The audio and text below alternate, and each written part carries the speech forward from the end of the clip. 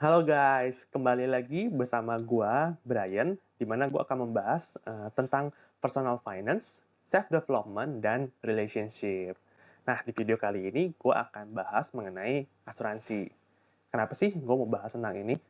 Karena belakangan ini tuh gua lagi lihat-lihat TikTok, terus gua menemukan ada beberapa video yang menunjukkan kalau ada seorang nasabah perusahaan asuransi terbesar di Indonesia. Dia tuh datang ke perusahaan asuransinya itu dan mereka marah-marah. Dia marah-marah bersama beberapa orang yang lainnya, meminta untuk tanggung jawab dari perusahaan asuransi untuk ganti rugi.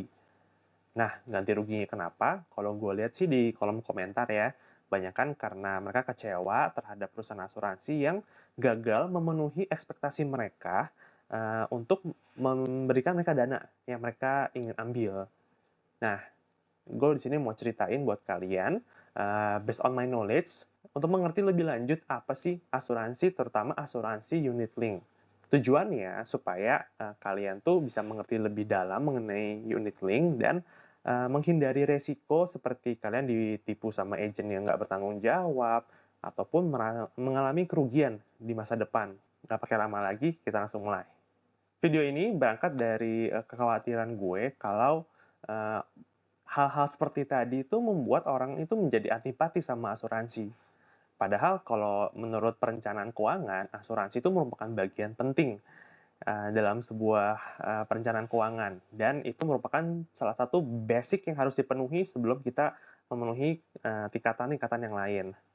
Nah, kita akan pertama mulai dari membahas bagaimana sistem unit link itu bekerja ya. Asuransi unit link adalah produk asuransi yang dikaitkan dengan investasi, terutama dalam hal ini adalah reksadana. Sejarahnya, produk ini dibuat itu karena 10-20 tahun yang lalu sulit banget untuk mengedukasi masyarakat Indonesia untuk memiliki asuransi. Kalau menurut tebakan gue sih, mungkin gara-gara orang Indonesia tuh mikir, kayak gue tiap bulan ngeluarin uang sekian ratus ribu untuk manfaat yang nggak gue langsung rasakan sekarang. Karena asuransi itu manfaatnya dirasakan nanti kan ya, bukan sekarang. Ketika kita sakit, kita baru dapat merasakan manfaat dari asuransi itu. Nah, jadi perusahaan asuransi pun mencari akal. Bagaimana sih cara bisa membujuk orang Indonesia untuk membeli produk asuransinya? Simpelnya gini, produk unit link adalah produk asuransi di mana premi kalian itu akan dimasukkan ke sebuah dana investasi, biasanya merupakan reksadana, dan dari reksadana itu dana premi kalian itu diolah oleh perusahaan asuransi, dikembangkan supaya dia bisa bertumbuh dan membayar apa saja kebutuhan-kebutuhan dari biaya asuransi yang ada dalam polis tersebut. Tujuannya agar market Indonesia bisa lebih menerima produk asuransi ini karena mereka dijanjikan kalau uang yang mereka bayarkan ke perusahaan asuransi itu nggak hangus. Mereka suatu saat nanti bisa mengambil uang yang mereka sudah bayarkan sebagai premi bulanan. Singkat cerita, karena most of the Indonesia people suka cuan, nggak mau rugi, akhirnya produk seperti ini pun berhasil masuk ke pasar Indonesia. Nah, masalah yang muncul kalau asuransi ini dijual sebagai produk investasi, yang namanya investasi kan itu kita mengharapkan keuntungan sebesar-besarnya. Masalahnya kalau di asuransi, banyak sekali biaya-biaya yang dipotong dari nilai investasi kita. Seperti biaya asuransi, terus biaya administrasi, biaya akuisisi, lalu masih banyak biaya-biaya lainnya ya. Dan ini yang memberatkan nilai tunai yang ada di polis asuransi kita. Gimana mau untung kalau misalnya biayanya aja banyak. Belum lagi kalau orang yang membeli produk asuransi ini adalah orang yang awam terhadap investasi reksadana. Karena setahu gue, banyak sekali perusahaan asuransi yang menaruh dana kelolaan nasabahnya itu di reksadana saham. Orang yang nggak ngerti nih mengenai produk reksadana, mereka nggak tahu kalau pasar saham itu tuh grafiknya nggak begini terus. Tapi dia ada begini, naik lalu turun, lalu naik lagi, turun lagi, naik lagi, turun lagi. Ketika turun, maka nilai, tunai yang ada di polis asuransi karena dia based on-nya adalah reksadana, begitu sahamnya turun, nilai yang ada di nilai tunai pun juga ikutan turun. Itu yang kadang-kadang orang nggak ngerti.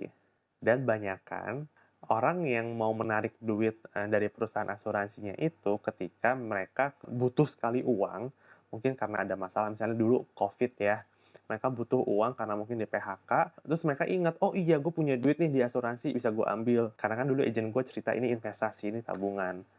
Begitu mau cek ambil, kok cuma segini dananya?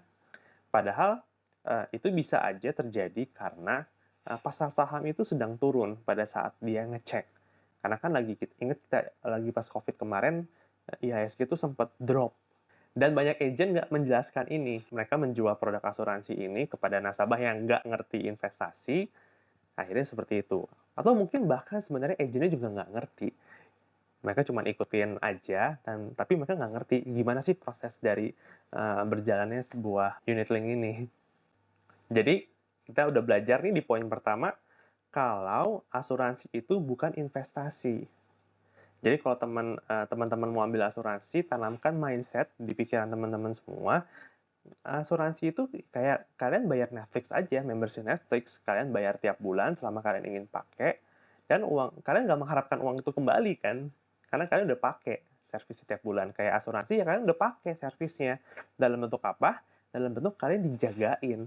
Dijagain kalau misalnya ada kenapa-napa, misalnya sakit masuk rumah sakit, ataupun sakit kritis, ataupun meninggal, kalian sudah dilindungi secara finansial oleh perusahaan asuransi. Walaupun kalian dapat nilai tunai, itu hanya bonus, benefit tambahan, bukan manfaat utama dari asuransi.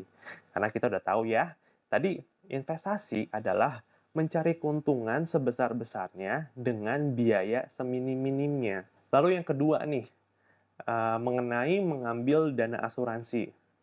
Banyak orang yang berpikir ya, ngambil dana di asuransi itu kayak ngambil duit di bank. Tinggal ke ATM, masukin PIN, keluar duitnya kapanpun kita butuh. Nggak semudah itu guys ternyata. Ternyata ada proses-proses yang kita harus lalui untuk mencairkan dana yang ada di nilai tunai itu. Jadi seperti yang gue jelaskan di awal, asuransi unit link adalah asuransi yang dikaitkan dengan investasi, terutama di reksadana. Untuk mencairkan reksadana ini, kalian pertama harus mengajukan dulu nih ke perusahaan asuransi atau sekuritas. Nah, di sini kalian mungkin mesti isi form atau isi data di aplikasi. Lalu dari situ kalian setelah submit data kalian diterima, perusahaan asuransi akan menerima request kalian dan baru akan memproses itu ketika closing market pada hari itu. Jadi misalnya gue submit hari Rabu siang, perusahaan asuransi terima itu Rabu siang juga, baru akan diproses kalkulasinya, penilaiannya itu di penutupan market di hari Rabu. Baru ketahuan nilai per unitnya itu berapa sih. Terus setelah proses itu beres, penyesuaian unitnya sudah beres, kalian masih harus menunggu proses transfer dari perusahaan asuransi ke rekening kalian, yang mungkin itu akan memakan waktu beberapa hari. Jadi keseluruhan proses tadi dari awal kalian isi form sampai uang kalian itu ditransfer ke rekening kalian, itu nggak cuman 5 menit, 10 menit, 1 jam, 1 hari. Tapi bisa jadi makan waktu beberapa hari. Jadi kalau kalian yang masih berpikir asuransi itu kayak tabungan instan yang bisa diambil kapan aja, nah ternyata nggak bisa begitu guys. Ada proses yang harus dilewati. Terus hal yang ketiga yang sering juga jadi miskonsepsi atau salah diartikan nasabah-nasabah di Indonesia adalah kalau kita klaim, apapun klaimnya pasti akan diterima. Sebenarnya untuk masalah klaim, sebagian besar klaim selama itu sesuai dengan manfaat pertanggungan yang diberikan dan berkasnya lengkap semua, itu klaimnya akan dibayarkan. Tapi memang tidak secepat itu. Ada proses juga yang harus dilalui oleh nasabah, seperti tadi pencairan dana. Nah, prosesnya itu apa aja sih? Prosesnya itu ada beberapa, dimulai dari pengajuan dokumen oleh nasabah. Jadi misalnya minta surat diagnosa, surat dari rumah sakit, bill dari rumah sakit, itu harus dilengkapi. Lalu perusahaan asuransi begitu penerima data itu, mereka akan cek polis nasabah ini nih masih aktif atau enggak, atau udah lapse. Kalau udah lapse nggak bisa diklaim. Lalu, setelah itu mereka akan cek nih ke rumah sakit, apakah klaim ini benar adanya atau tidak, apakah sudah sesuai atau tidak. Mereka bisa akan cek nih, bagaimana hasil lab-nya, bagaimana diagnosa dokternya.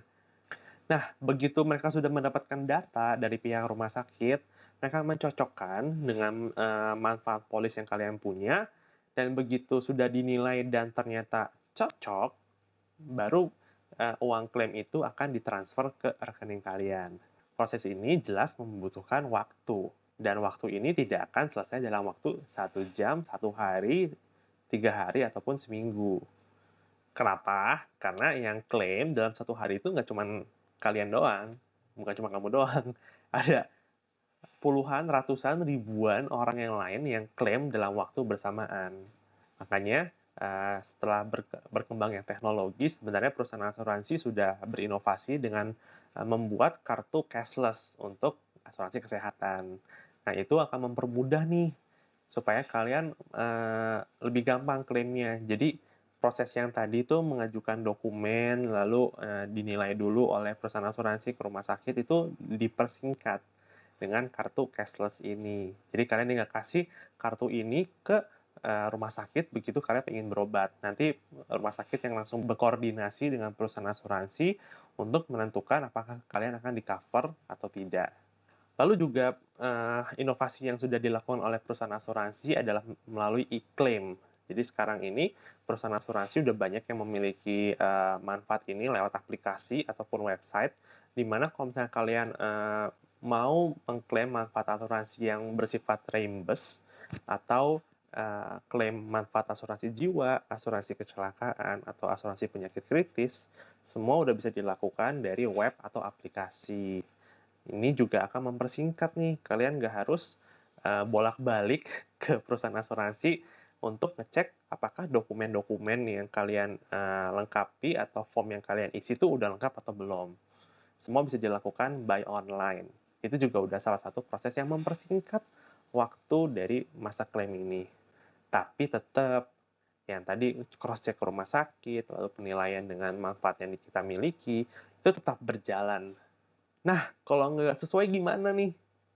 Kalau misalnya nggak sesuai dengan manfaat asuransi yang kita miliki nih, klaimnya kita, ya mohon maaf sekali teman-teman, karena nggak sesuai ya nggak bisa dibayarkan klaimnya. Makanya penting banget untuk kalian mengerti apa asuransi yang kalian ambil. Jangan cuma iya iya aja, heeh heeh aja dijelasin sama agent lalu kalian lupa. Tapi kalian catat atau nggak kalian pelajari. Jadi kalian tuh tahu apa yang kalian ambil. Begitu kalian, butuhkan, kalian udah tahu, "Oh, ini manfaat yang akan gue terima." Part ini adalah tanggung jawab kalian. Meskipun memang ada agent yang tugasnya membantu kalian untuk mengurus ini semua. Tapi menurut gue basically kalian harus mengerti sendiri, ingat sendiri. Karena ini adalah uang kalian, ini adalah produk yang kalian beli untuk masa depan kalian, kalian setidaknya harus ngerti sih.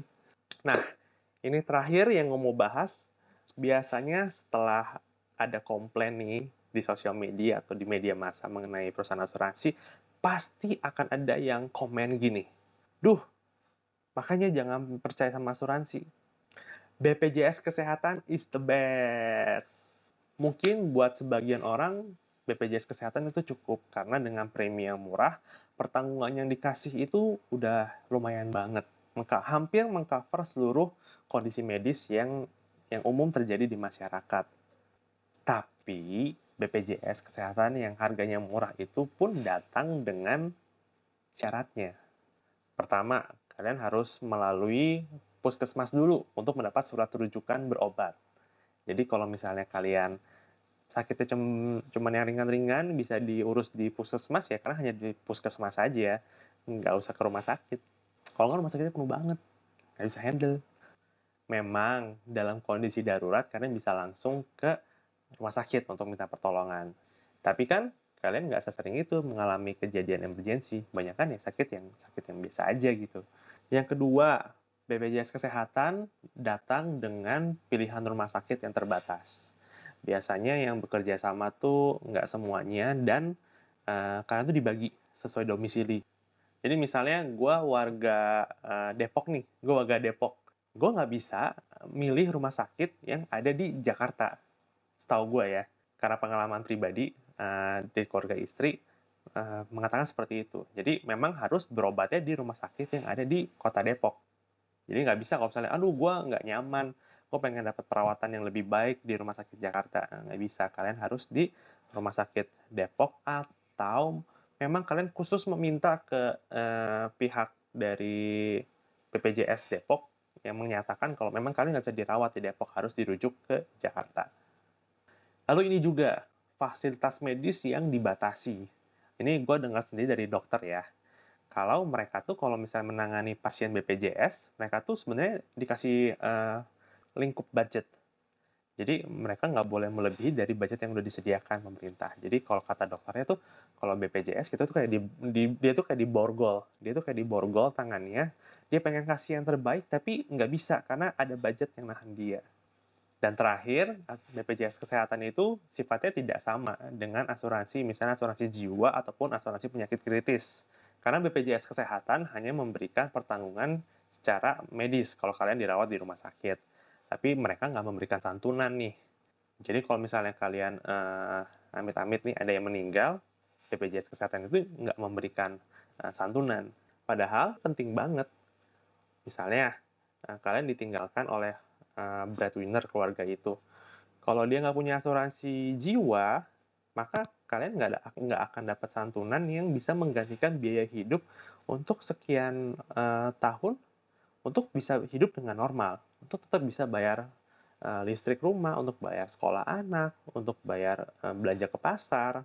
Kalian nggak dapat itu dari BPJS Kesehatan. Ataupun kalau misalnya kalian sakit, misalnya amit-amit cancer, BPJS Kesehatan tuh nggak memberikan santunan, di mana santunan itu kalian bisa pakai untuk misalnya untuk berobat jalan ataupun biaya, biaya obat-obat yang lain yang nggak ditanggung oleh rumah sakit, vitamin ataupun suplemen ataupun buah-buahan yang kalian tuh butuhkan untuk membantu proses pemulihan kalian.